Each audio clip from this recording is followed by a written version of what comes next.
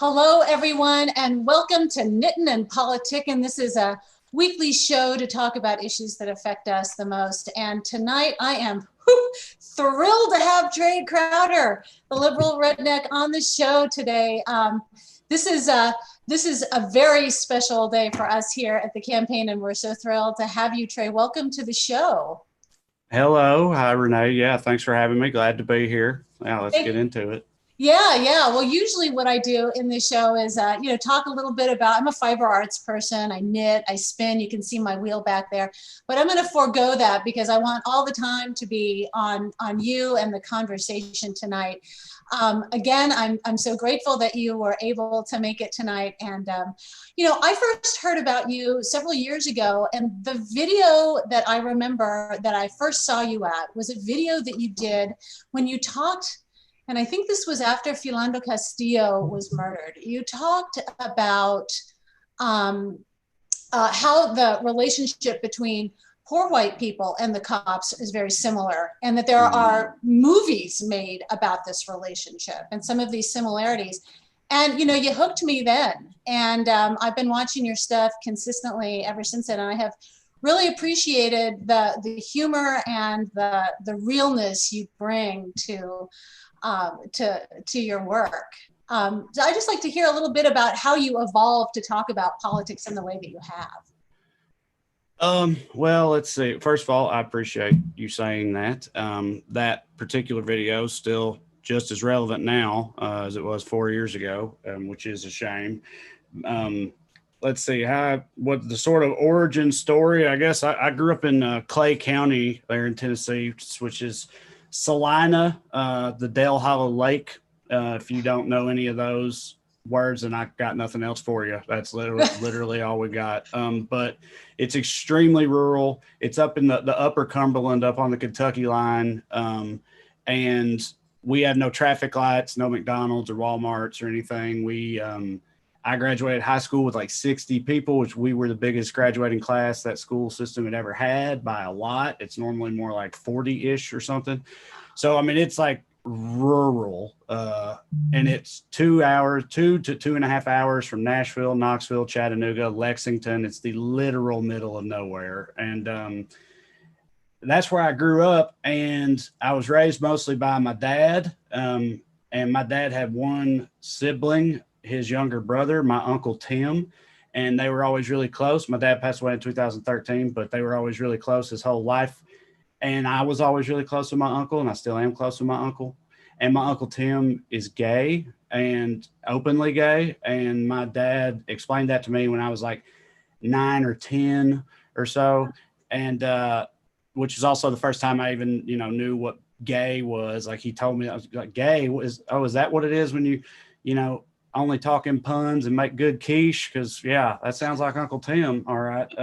But after he told, I didn't care at all, obviously, but after he told me that, I started like picking up on things that previously would have went over my head at like church and stuff, about homosexuality being an abomination and that type of thing.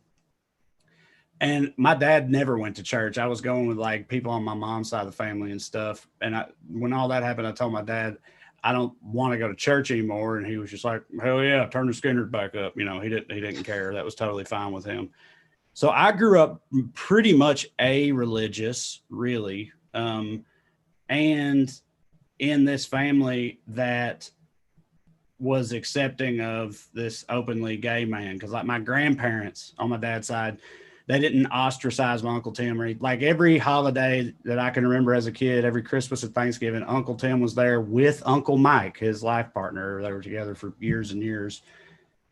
And so it was just kind of different.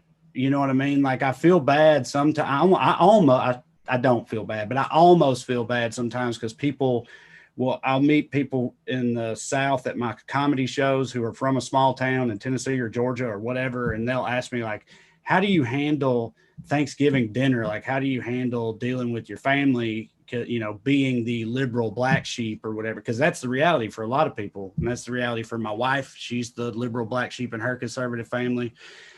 And like I said, I almost kind of feel bad because that's not the case for me. Like, my family wasn't like that. So, I mean, I really was kind of just raised to be this way. I didn't rebel. Now, don't get me wrong. I realized pretty quickly in high school that like my views and opinions were not the norm. And I never cared. Like meaning I knew that people didn't like it and it upset them, and I never cared. So like there is that, like, I know what it's like to be sort of out of place in that regard. But I just always had a chip on my shoulder about that and about other things. So it just made me want to kind of run my mouth even more. And so there you go. Also, my dad owned and operated a video store when I was a kid. If you remember those things, those relics. Was it Blockbuster?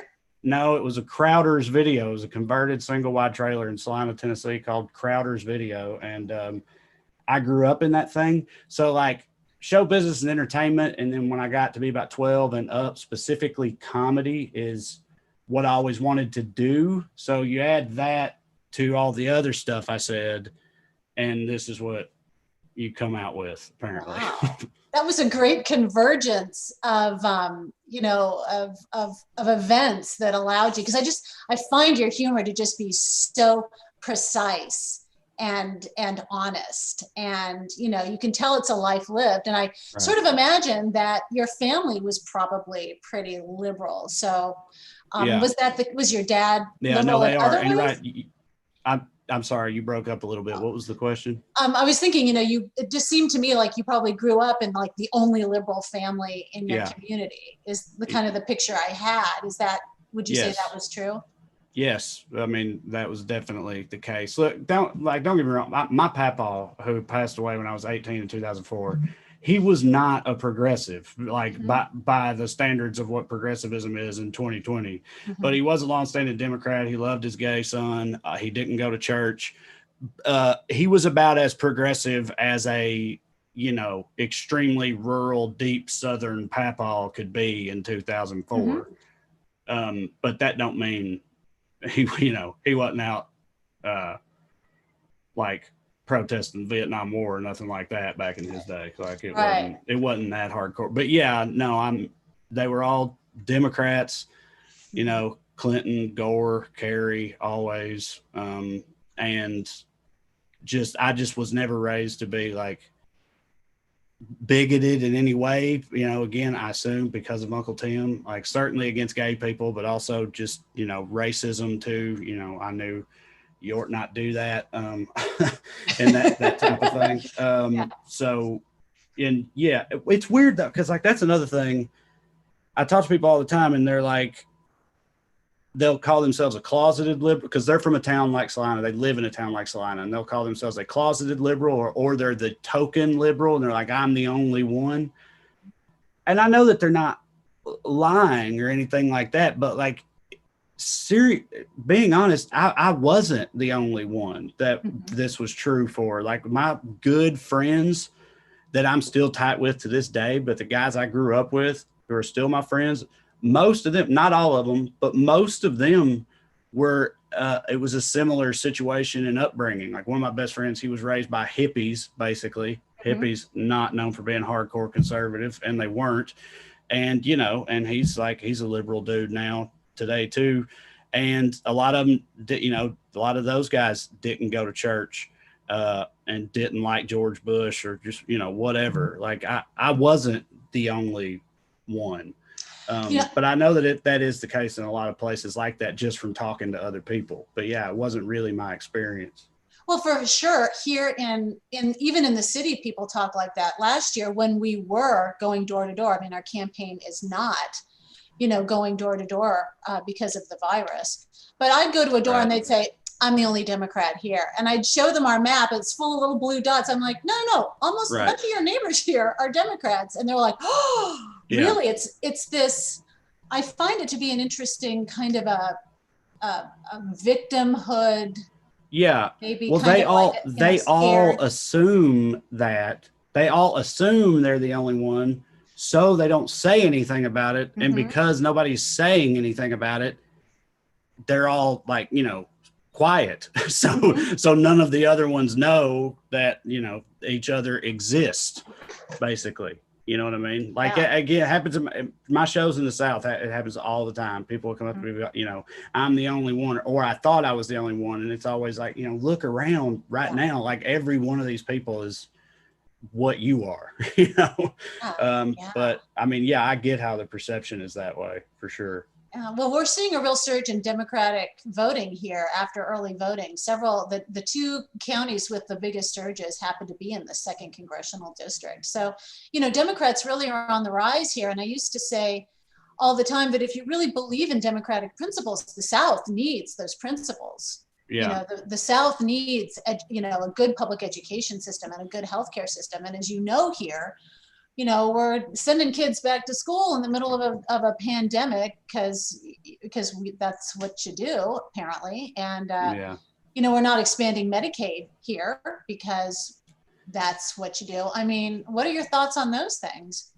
I mean, I agree with you completely. Like, logically, it seems like the South and the rural South would be hugely in favor of a lot of progressive positions. I think that, like, the Democratic Party and the left in general used to be and should forever be the, like, official party of the working man, you know, of labor, which is the type of thing that you can make a lot of headway with in the South, in my opinion. And I feel like it doesn't get, I don't know. It seems like at the higher level, like at the national levels, the leadership on the left just has no clue how to even approach campaigning in the South, or especially, you know, the deep South. And so a lot of times it feels like they just say to hell with it and don't even try. But like, there's plenty of progressive ideologies that you can talk to rural Southerners about.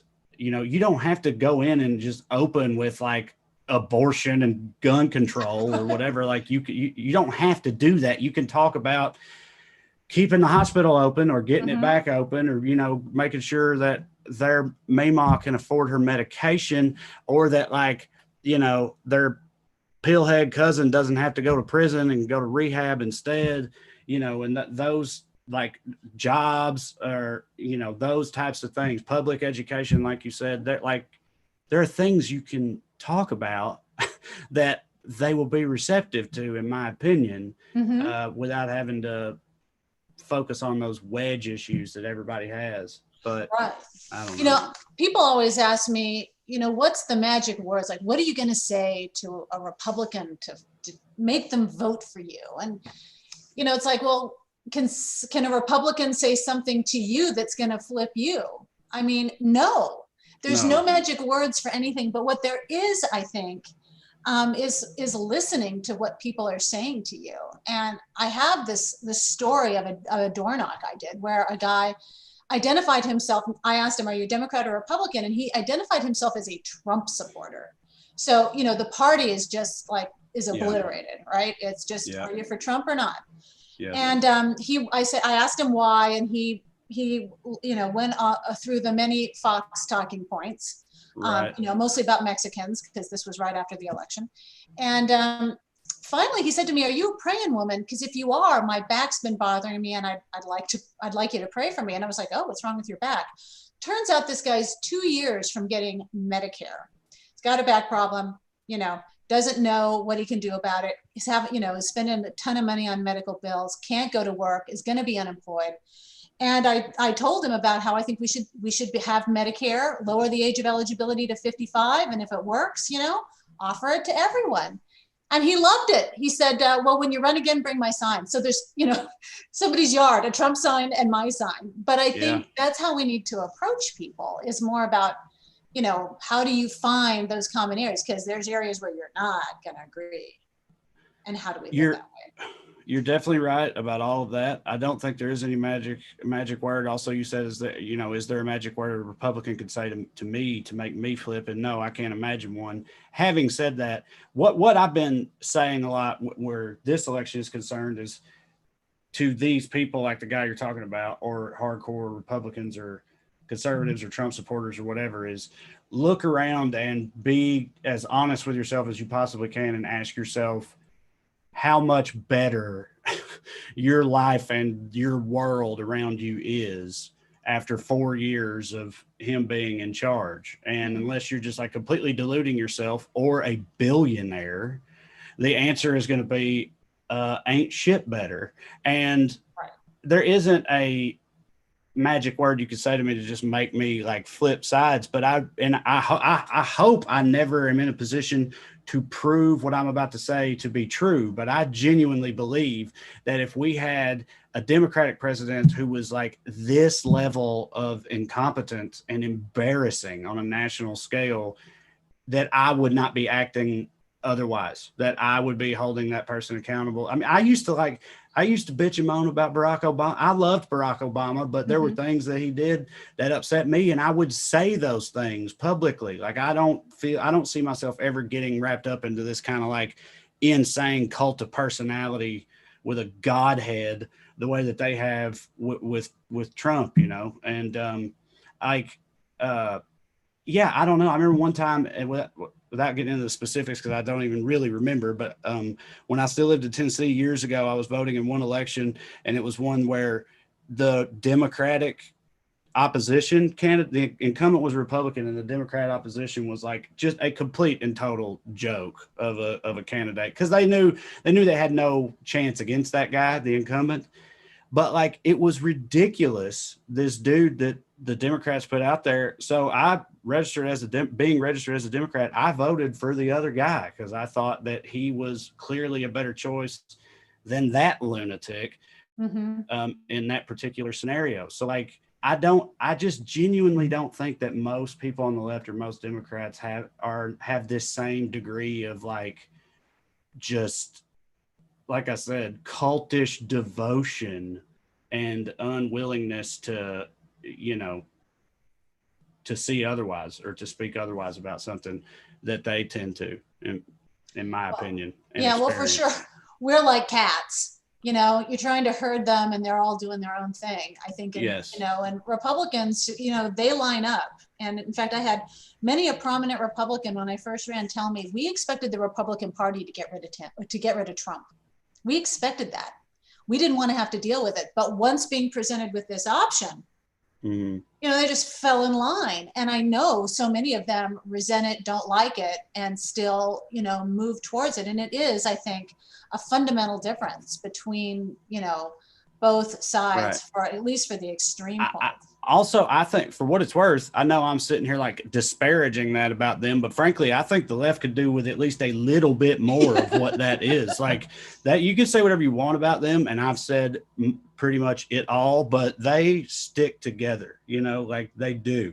And because they stick together, they win. Like, they stick together no matter what, and we tear ourselves apart. They don't even have to do it. We tear each other apart for them. And yeah, I think that's a huge part of the problem. Having said that, like, the reason for that, I do think, is the difference in our respective, you know, levels of moral integrity, which is, you know, so I could defend that, but still, at the end of the day, you know, I want to win, because like, that's what really matters, is, you know, taking those seats and those jobs from them and getting them out of control. So, but I don't know. Well, I want to open it up to everybody watching. If you have a question for Trae or for me, feel free to put it in the comments, and we'll get to answering those as soon as possible. Yeah, I mean, I think, you know, what we're seeing right now with COVID is, you know, an opportunity to really see how so many of these structures are embedded with each other. You know, we're seeing the embedding of healthcare and education and all of these things that are trying, you know, we're working to make sure that, you know, how are we going to deal with our health plan with a president that doesn't have any plan for us in this event? So your thoughts on COVID? I mean, it's horrible. Well, okay, here's the thing. It's horrible. It was thrust upon us and the rest of the world. Nobody saw it coming. I mean, well, people saw a pandemic coming, but this specific one, you know, that's all true. The sheer existence of it, I don't think, is any one entity's fault or whatever. But in terms of how it's gone in America specifically, it's not like this is just a straight up act of God. And it's like, oh, it's unfortunate, but it is what it is. It did not have to be this way. Like it could, there's so many countries around the globe that prove that it can be handled so much infinitely better than we have handled it. And when you do that, you don't find yourself in the same situation that we find ourselves in right now. Like I feel like with something like a pandemic, it could kind of feel like your hands are sort of tied. And on an individual level, a lot of ways, I guess they are, but like it didn't have to be like this. It could have and should have gone so much better. And I don't feel like there's anyone else to blame for that other than the leadership at the very top, like, so yeah, it's a damn shame is what it is. Yeah, because if he'd had shown any leadership, I think, a win in November would be a foregone conclusion. Because these kinds of tragedies can really uplift a president, whether it's deserving or not. And I feel like he's just abandoned the country to let this virus just burn through the nation. And people are going to die, and they're going to die in awful ways and alone. And, and then we're going to send our children to school to contract the disease. So, our teachers will contract it, all of the people associated with it, bus drivers, cafeteria workers, janitors, secretaries. I mean, we're exposing this whole community to this disease. Then they get dumped back into a healthcare system already stressed out. I mean, it's crazy. There's no reason whatsoever that a disease should have ever been politicized, but it's been politicized now. And like, I'm sorry, they did that. Like with all the talk about the economy and the protests to reopen when we were 2 or 3 weeks in and whatnot. And, the vice governor of Texas or whatever it was, basically saying, well, we're going to have to sacrifice some old people for the good of the economy, but that's just what you got to do. Like, they're the ones who made it a political issue, this disease, but like now it is. And so they identify with it at a political level when it comes to not wearing a mask, sending your kid to all the things that make it worse. It's like part of their political identity now, which is like, I don't know how you undo that. And that's his fault. It's their fault. It's the leadership's fault that happened. Yeah. Okay. We got questions rolling in. Jeff wants to know, Trae, what is a comic's role in helping people get through all the challenges with COVID and politics that we face? I mean, I think you just try to hopefully make people laugh and feel a little less shitty about any given horrible thing we're undergoing at any given time, and I like being as honest about it as possible. That's about the extent of what I think comedy can do. Meaning, I don't think even the best satire, I don't know how much it actually moves any needles or anything politically, but I still think that it's very important because of that reason. It, allows people to laugh about something and just sort of alleviate some of the stress from dealing with all this shit all the time. Well, one thing that you're doing that I really appreciate is I know that you've been helping out candidates in Tennessee. Yeah. And, coming on our various Facebook live shows, it's really good to have folks, re-engage into politics, because it's going to take all of us to move these districts. And, like I say, these districts don't flip on their own. They take a lot of pushing from good candidates and everybody voting and supporting. Right. What is a big misconception that people have about the people of Tennessee? Someone asks. I wouldn't limit it to just Tennessee, but the South. And if you have if you're a white person with a Southern accent, there's a laundry list of things that people assume about you. And I think we all know them. You're dumb, you're racist, you're a Bible thumper, you're homophobic, you're, inbred, you can play the banjo. That one's okay, but I can't do that either. I don't fit any of these, but, yeah, all those stereotypes are actual stereotype. Like people, even like people that mean well, like I live in California now, and I've had people find out I'm from rural Tennessee and ask me with complete sincerity, you're from rural Tennessee. How did you get out? What? Like there's a jail. Right. There's a wall. Yeah. Yeah. Well, first I had to bribe a riverboat captain, I just drove. But anyway, that stuff is real for sure. But like, I mean, I get it. I don't know. I try not to. There's a lot of people with a lot worse stereotypes, and also as a comedian, I'm almost impossible to offend. So a lot of that stuff, I mean, I think is funny, but I think that those things exist because by and large, when the rest of the country and the rest of the world ever encounters someone who sounds like this, someone who has this accent in the media, it's always the same thing over and over, and that thing ain't good. So it just perpetuates those stereotypes. And here's the thing: all those people, they do exist. I'm not trying to act like they're not real. Like the racist Hicks and those guys are real. So like almost any stereotype for anybody exists for a reason. It's just anybody that genuinely believes that if you're from where I'm from and sound like I sound, then that means you are a certain way. Mm-hmm. That's stupid. Like no matter who you're applying it to. I mean, that's just prejudice, and it doesn't become not prejudice just because it's a hillbilly at the other end of it. You know what I mean? Like that's true when you apply it to any person. So, and for sure, I mean, if you think that there aren't people that are like that in California, I mean, I grew up in California, so you and I did the switcheroo. Right. Yeah. And there are people like that in California. I mean, it's not just a Southern thing. And people like to say, well, we don't have that here. Oh yeah, you do. You do. I mean, a lot of people saw back early on in the lockdown. So probably like early April-ish or something, when masks in stores were just becoming like a big topic. There was a picture that went viral of a guy who was told he had to wear a mask in a grocery store. And so he went and put on his mask, and the mask he chose was a literal Ku Klux Klan hood. Just like he didn't have the full robe, he just had the Klan hood on. Anyway, that was in Southern California. That was in one of the like inland towns out here. I don't remember the specific name of it, but it was, that was in Southern California.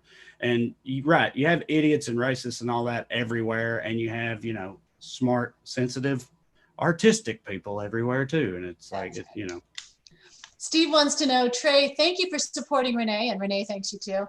Can you speak to the powers that are demanding our children back to school to catch COVID-19? I mean, look, I have two sons. They're 7 and 8 years old. They're about to start 2nd and 3rd grade. Obviously, they have been in our house with me and my wife since March 3rd. Believe me, I want to get rid of them for a few hours a day. Very much. Like, of course I do. I would love to be able to send them back to school if it was safe, but it's not. Like, I sympathize with anybody that wants to be able to send their kid back to school, but that doesn't make it a good idea. It's a terrible idea. Anyone who has children knows that they're little germ factories. That's all they do is pass illnesses and germs around between each other. They're little petri dishes, and like everybody that has kids knows that. So, and with this disease in particular, thankfully, thank the Lord, I don't believe in that they are mostly spared by this particular disease. Again, hugely fortunate that is true, but it kind of almost makes this situation even worse because they're going to be like carriers. Like they're still going to be just as virulent, or however you say that word. They're still going to be just as contagious and pass it around and all that, but you're not even going to be able to tell that a lot of them have it or that anything's wrong with them. And that's going to make it even worse. I mean, and then my kids are younger.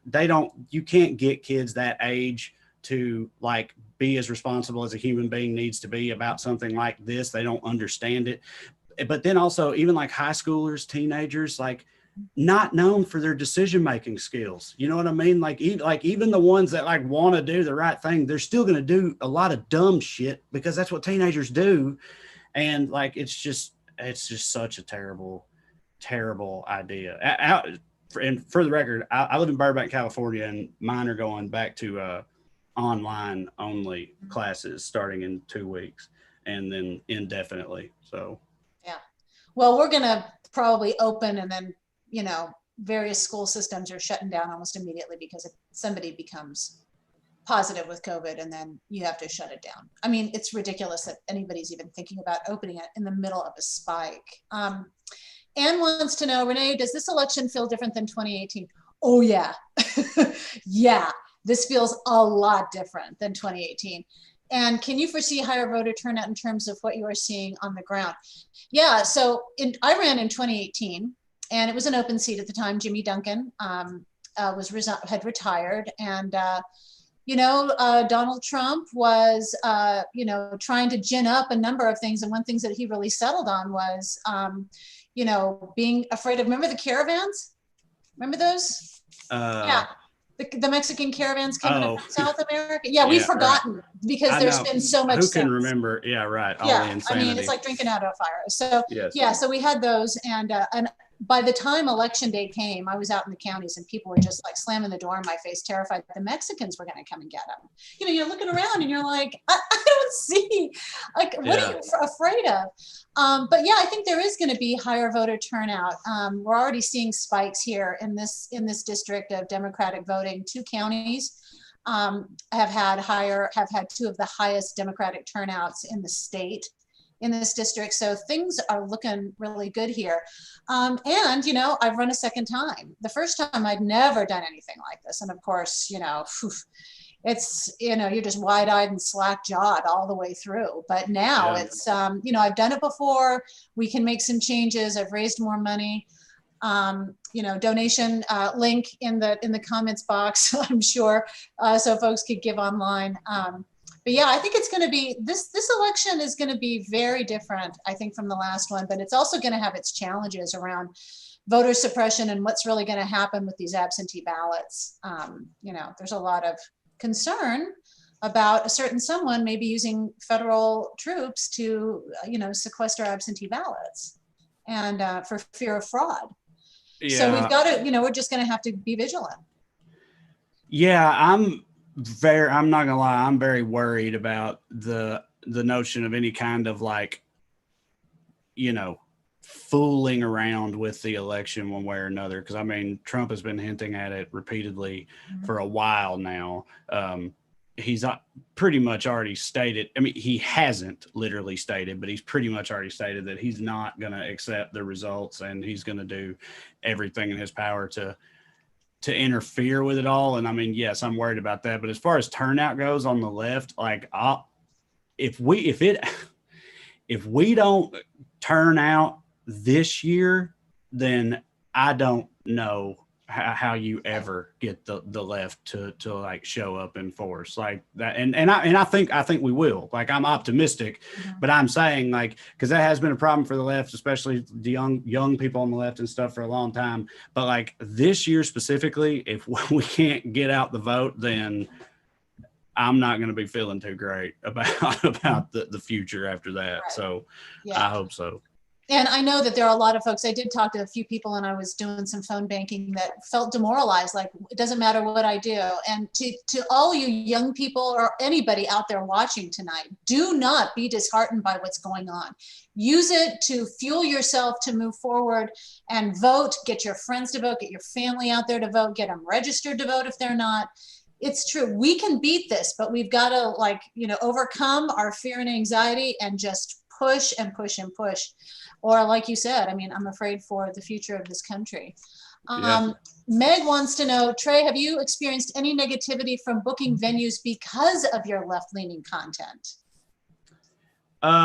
Literally one time and one time only. I don't want to name the specific venue, and I still had the show, and the crowd was there to see me, and the show itself was fine. Apparently there was a misunderstanding with the owner. The owner did not realize my politics when I was booked there. And then he found out and was apparently pissed off and stormed out and left and whatever. But I found out about that later. I didn't even have to deal with it. And like I said, the show itself was fine. The staff was fine. And that's the only time I've heard of anything like that. Now, back before I went full time and went professional as a comedian, when I was in Knoxville doing stand-up, not that often, but every now and then we would run into, I didn't book the shows, other guys I knew booked the shows, and it was never that I can recall my politics specifically, but there were a couple times shows got canceled or something because the owner of a bar that was going to have a comedy night found out that it was going to be, a progressive in some way. There was going to be a, gay comic or whatever, just you name it. And then they called it off. That happened to me a few times, or happened to shows I was involved with a few times back in the day. But that's pretty much it. And that didn't happen very often either. Most places that have most comedy clubs are really good about being pro free speech in all directions. And then most venues, like hip, cool, young venues that have that pay comedians to come in and do shows there and stuff, tend to be like rock clubs and things like that. And they're not the type that are going to shut you down for being progressive or whatever. So very rarely. Cool. John wants to know, Renee, what did you do before you ran for office? So yeah, I was the executive director of the Tennessee Clean Water Network. It was an environmental advocacy organization that used the power of the rules, regulation, and legislation to make water cleaner in Tennessee. And we sued a lot of polluters into compliance. Best job I ever had, loved it. And then when, I'd been watching the election in 2016 pretty closely. Of course, I thought Donald Trump will never get elected. Who would vote for that guy? Yeah. But the whole time he was saying, what he was going to do to the environment, and he was going to roll back all these laws. And I remember the day after the election, just sitting in my office thinking, every tool I use to protect water quality is going to be gone with this guy if we don't do something. And so that's when I decided I had to do something. It just took me a while to figure out what it would be. And, a run for Congress felt like it was as good as any kind of step up I could think of. I'd done a lot of lobbying at the state and federal level, but if anybody wants to know, the video that we cut when I first ran this second time is on the Facebook page, and it's a good synopsis of all the work that we did. And I was around for the coal ash spill, and Trae, I think you were still in the state when that happened. Yeah, I remember that. That was like 18 months or so before I moved up to Knoxville in the Oak Ridge area. But I remember it still being. I remember hearing about it knowing about it when it happened. But then even when I moved up there, it was still like a thing. When I got to the area in 2010. Well, it's even a bigger thing now because the cleanup, it's been discovered that Jacobs Engineering did not protect the employees that it hired to clean up, even when they were asked. And in fact, I had a former employee who called me from the site and said, people here are sick. What can you do? And I said, they've got to be able, will anybody come forward? And they said, no, nobody wants to risk their job. Right. This is what happens when you don't have good job protection. There's no union to protect them, no union to listen to them and, and advocate on their behalf. And so they stayed out there cleaning. That stuff has like the periodic table of the elements in it, arsenic, all these. Dying a death of heavy metal poisoning is a terrible way to go. And I think over 60 people now have died. And, another couple hundred more are ill. And several people I know who had peripheral access to the site are also, showing symptoms. It's very scary. And I think, I'd like to hear your opinions on, transitioning to renewables and, fighting climate change. Again, I have young children, so I'm, terrified about that. I just hope it's not too late. I force myself to remain optimistic in the long term that we'll get our heads out of our asses, but I can't believe the opposition to trying to save the freaking planet, or even just like, I don't know. It all comes down to the jobs, the economies, all that, but like environmental regulations are absolutely necessary. Like there has to be someone, the EPA, there has to be some kind of governing body tasked with making and enforcing those, because the companies are never, ever going to do it themselves if they're not forced to. And they've proven that repeatedly, and that kills people. So like, I don't know how it's even an argument. Like you have to have regulations and protections and standards and all of that type of stuff. I don't care how small government you are, like that stuff is literally life and death, So, well, the one thing I think people don't really understand or don't want to understand is these regulations have created jobs. right. Look at how many engineering firms we have now and environmental services firms that they've created jobs to deal with compliance with these regulations. I mean, it's a no-brainer, you'd think. Right. Yeah. Yeah, no, that's a good point. Yeah. So, Trae, I think we're getting close to time here, and I was wondering if you've got anything promoting. I know you're doing stand-up on Zoom.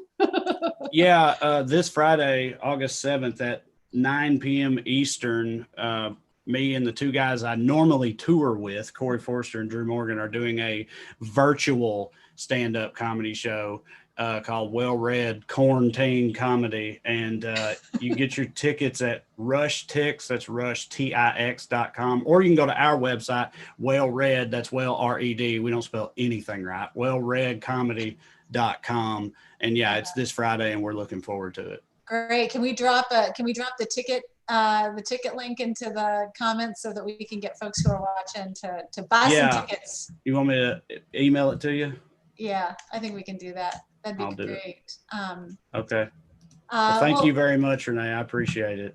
Well, thank you too. And everyone, election day is Thursday. I've been talking to people they've wanted to go out and vote in person, and please do go vote if you haven't voted already. I know there's been some delay with ballots, with absentee and mail-in ballots, and if you can go on Thursday, do, but be safe, take a mask, practice social distancing, get in and out as fast as you can, and cast your vote because every vote matters.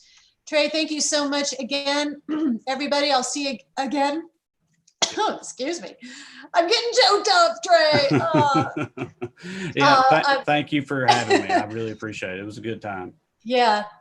Good night, everyone. Be safe.